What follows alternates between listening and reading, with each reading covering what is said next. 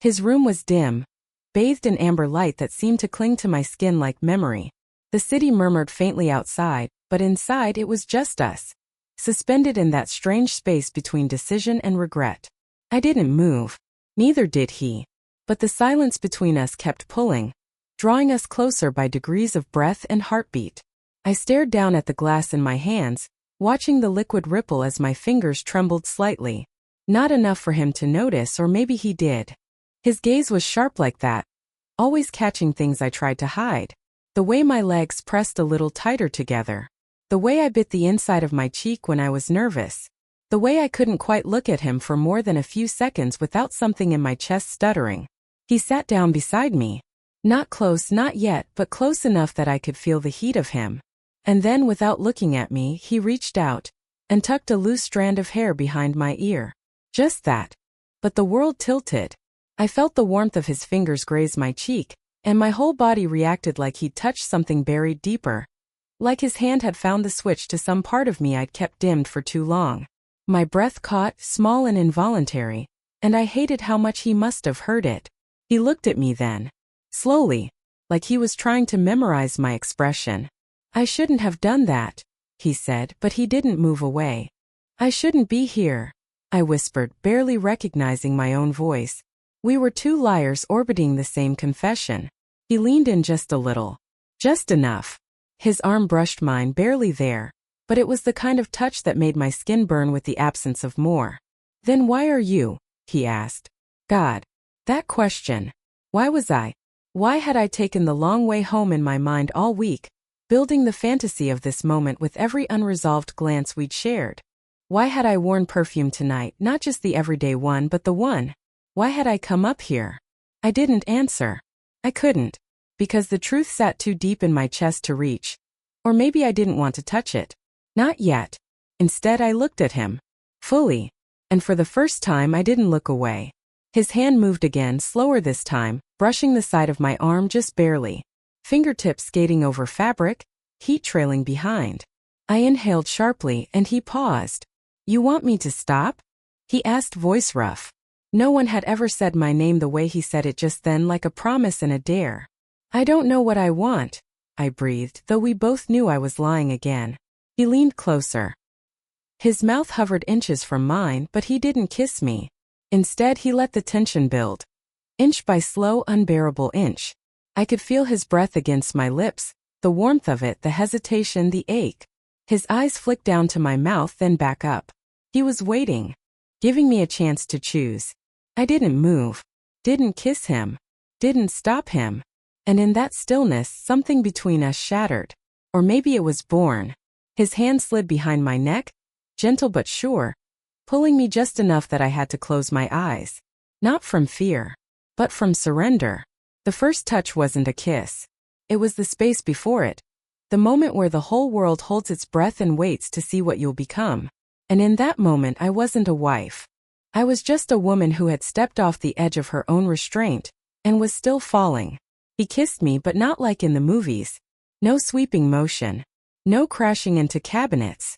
Just breath. Close. Waiting. His lips hovered near mine like he was letting me choose. And maybe I did. Maybe I tilted my chin just slightly, or maybe I sighed too deep, too slow. But suddenly we were there. Not tangled, not wild. Just barely touching, like our mouths were remembering something they hadn't yet done but somehow already missed. Behind us the oven hissed. Smoke began curling out in thin, lazy spirals.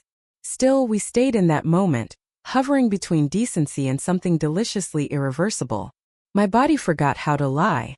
My hand found his chest, flat palm, steady pressure, but I didn't push him away. I just felt the drumbeat of his heart under my skin. Fast. Not reckless. Just certain. I should go, he murmured against my mouth. You should, I whispered back, not moving. His forehead rested against mine for a moment, and in that breathless stillness, I felt the gravity of every moment we'd ignored. The long glances during dinner parties, the way he stood a little too close when he handed me a glass, the conversations that danced too close to secrets. You always make it hard to do the right thing, he said. You always make it easy to forget what that is, I replied. His fingers brushed the hem of my sweater. Barely. A whisper of touch that made my stomach pull tight. My body flinched, not from fear but from recognition. It was like it had been waiting. Not for him. For this. The permission to want. Does he know? He asked suddenly. That you're lonely? I froze.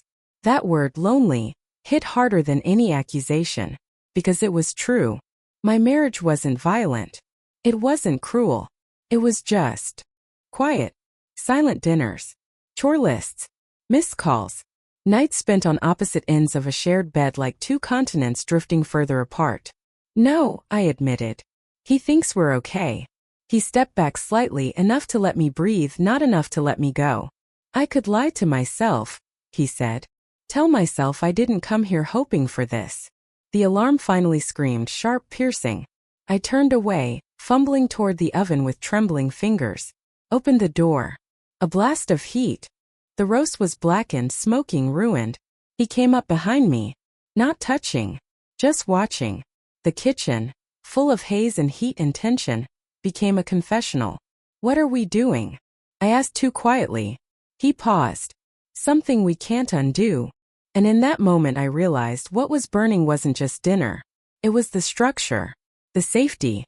The image I'd carefully kept polished and presentable for years. I closed the oven. Turned. Met his eyes. And said, then don't stop. I didn't recognize the sound that left my throat when he touched me. It wasn't a gasp or a moan. It was softer, deeper, like something raw had been unlocked. Like my body was confessing before my mind could catch up. He didn't rush. That's what wrecked me most. Everything in me was coiled tight, screaming for release, for friction, for fire, but he moved like time didn't matter. Like this was a slow song no one else could hear. His fingers traced the line of my jaw, then lower, brushing the side of my neck, where my pulse betrayed every lie I was trying to tell. You're shaking, he said softly. I nodded. I don't know if it's fear or want, he finished for me. My breath caught. He didn't kiss me again, not yet. He just stood there, watching my body react to his nearness like it had a mind of its own. My chest rising faster, my lips slightly parted, knees loose, uncertain. Every inch of me pulled toward him, even while my mind whispered this is wrong. But my skin didn't seem to care. The ruined roast sat behind us, forgotten. Smoke hung in the air, curling around the light like a warning. Or a spell. I used to imagine this, he said, his voice rough. Before I hated myself for it. I flinched because me too. The secret glances, the dreams I never admitted out loud. How he'd look at me like I wasn't invisible. Like I still had weight. Still had heat. He stepped closer and this time I didn't back away. His hand slipped under the curve of my hair, resting at the base of my neck, and everything inside me screamed yes. Not out of lust. Out of need. Out of years of silence and compromise and waiting to feel wanted. I shouldn't be here, he whispered. Then leave, I dared. He didn't. His eyes searched mine, asking again silently if this was what I really wanted, if he should cross the final line. And I knew I should stop it. I should pull away. I should think of my husband upstairs, the life I'd built, the vows I'd spoken. But all I could think about was the way his body felt close to mine. I reached for his hand, laced my fingers through his.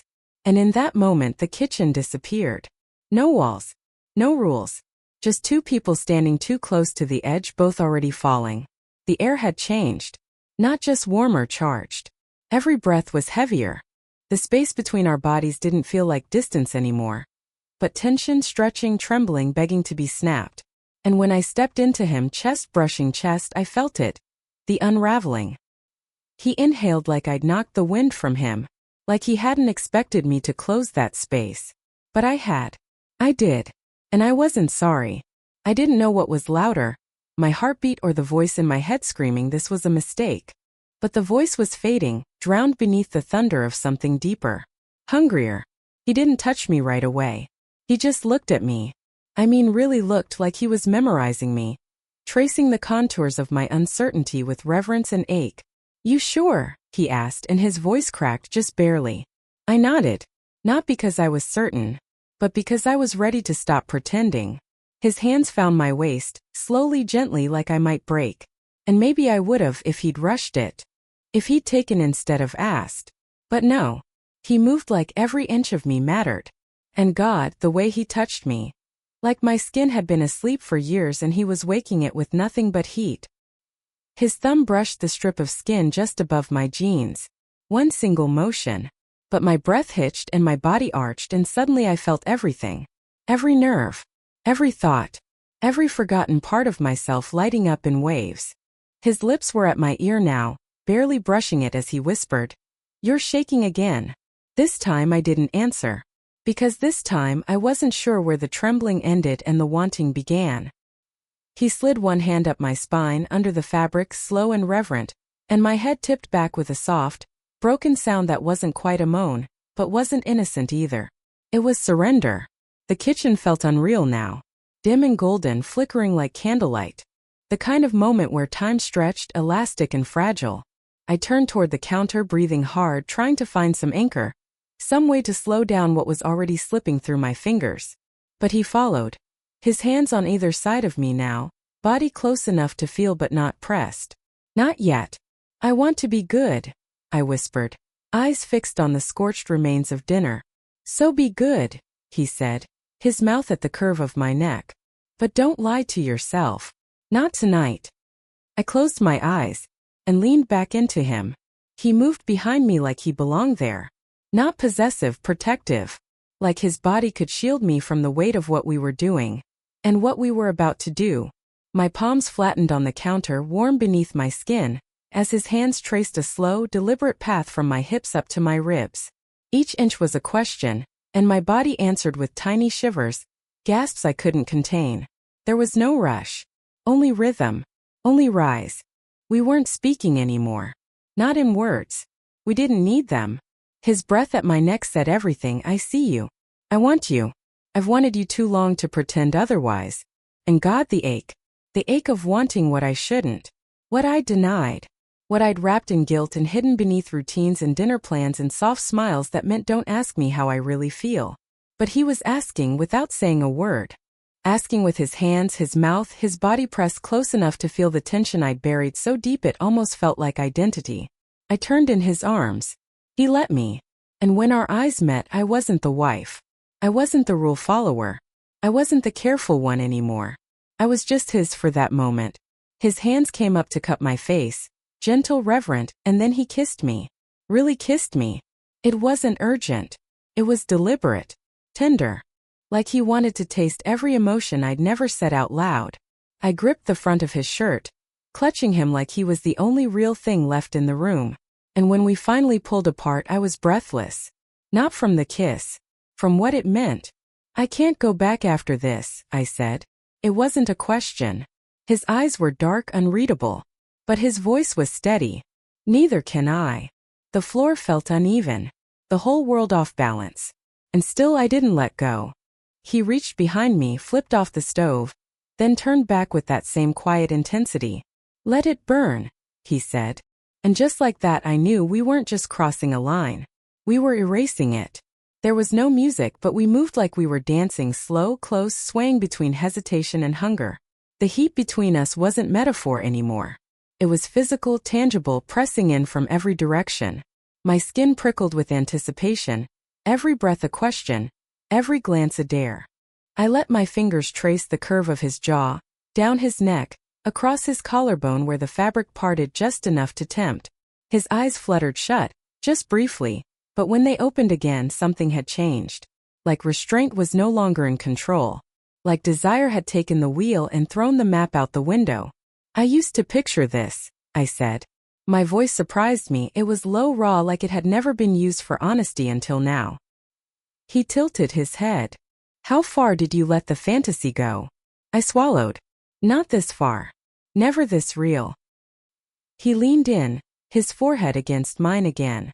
"It's real now." I nodded, but I couldn't speak. My throat was tight, my hands restless. I pressed my palm to his chest again and felt it, his heartbeat strong and rapid, echoing the chaos inside me.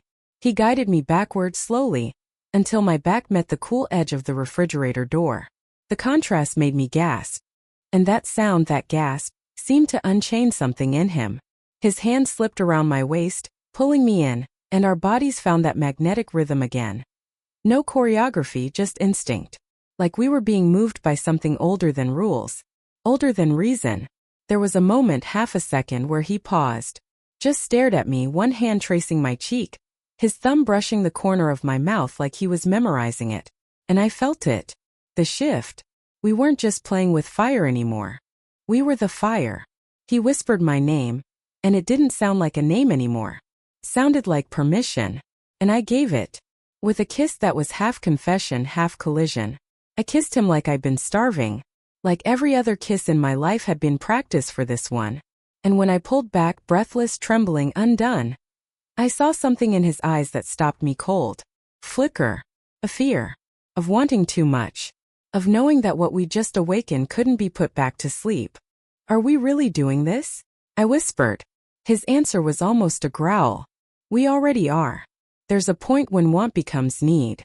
When every nerve forgets how to behave, and the rules you once clung to crumble like ash on your tongue. That's where we were. He lifted me onto the edge of the counter. Not roughly, not urgently. It was quiet. Careful. Like he was placing something sacred exactly where it belonged. My legs parted slightly to steady myself, and he stepped between them, hands still resting at my hips like they might float away if he didn't hold on. I've never seen you like this, he whispered, eyes searching mine. Because I've never been like this, I said, my voice a breath, my fingers gripping the back of his neck. We weren't hiding anymore. We weren't sneaking glances or pretending this was just emotional static. This was skin. This was breath. This was the sharp, beautiful ache of giving in. And the more I let go, the more I realized I hadn't been touched in years. Not like this. Not seen. Not felt. I'd been kissed goodnight. Held during holidays. Smiled at across dinners that got colder with every passing year. But this was someone wanting me. Not out of habit. Not out of comfort. But out of something deep, ancient, and impossible to fake. His lips found my shoulder, soft at first, then slower, like he was learning me by taste. My head dropped back against the cabinets, a soft sound escaping me as his fingers splayed across my thigh, grounding me, claiming me without force. Tell me to stop, he said. But he didn't move. Could've. I should've. But my hands were already pulling him closer. I don't want you to, I whispered. And there it was. The truth. The truth I'd been hiding under polite laughter and wedding rings and forgotten anniversaries. I didn't want to be saved. I wanted to be seen. Craved. Needed. And in his eyes I saw all of that. The hunger. The conflict. The depth of someone who hadn't just crossed a line, but had waited on the other side for me to join him. Outside, the street was quiet. The night indifferent. Inside, the kitchen held a secret it would never tell. And as his hand slid up my sides, slow and reverent, I realized something that made my breath catch. The door was never locked. The house was still. The smoke had cleared, but the scent lingered. A ghost of something ruined. And us, we hadn't moved from that kitchen. Not really.